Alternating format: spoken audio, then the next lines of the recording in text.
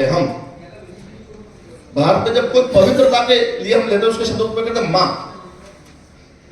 माँ यानी माही माता। राहुल जी ने या शायद राकेश जी ने माही माता को प्रणाम किया। माँ जब कोई शब्द आता है भारत में तो पवित्रता के लिए आता है। गौ माता, भारत माता, गंगा माता, माही माता, तुलसी माता, अर्थात हमारे जीवन को आगे बढ़ाने में जिन जिन का योगदान है हम उसको मातृ रूप में मानते हैं। और ये मातृ रूप में मानने वाला समाज कौन सा है? ये जो समाज बैठा हुआ है, जो भारत माता की जय करने में जिसको गर्व पैदा होता है, ऐसा समाज कौन सा है? ये समाज बैठा हुआ है। हम बार बार राष्ट्रवादी, वो गौतम जी का परिचय कैसे होगा कि ये राष्ट्रवादी है। कौन सी बड़ी बात है भाई? राष्ट्रवादी होना कोई विशेषता नहीं है, अराष्ट्रीय होना विशेषता है। क्या हम सबको राष्ट्रीय विचारों का नहीं होना चाहिए? क्या होना चाहिए।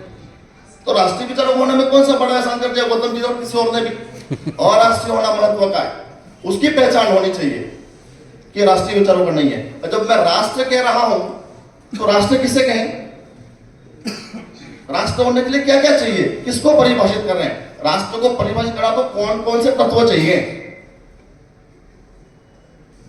राष्ट्र होने के लिए पहली शर्त है लोग। 144 करोड़ है, 150 करोड़ है देश में, हम हैं। एक भूभाग चाहिए, जमीन, पूरा भारतवर्ष है। लेकिन अभी जो दो विशेषता है वो सबसे महत्वपूर्ण है कि इस वो जो लोग रहते हैं 150 करोड़ 40 करोड़, वो इस भूभाग को किस रूप में लेते हैं?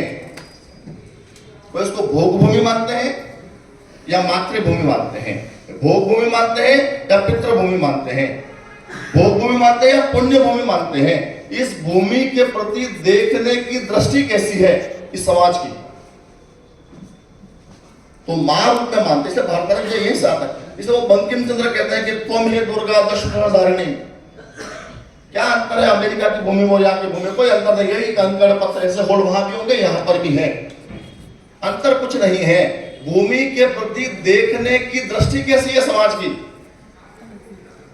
मां रूप में देखता है कि भोग भूमि के रूप में देखता है? हम इस भूमि को मां रूप में देखते हैं। और यहाँ की संस्कृति को अपनी संस्कृति मानने वाला समाज, यहाँ के इतिहास को अपना इतिहास मानने वाला समाज,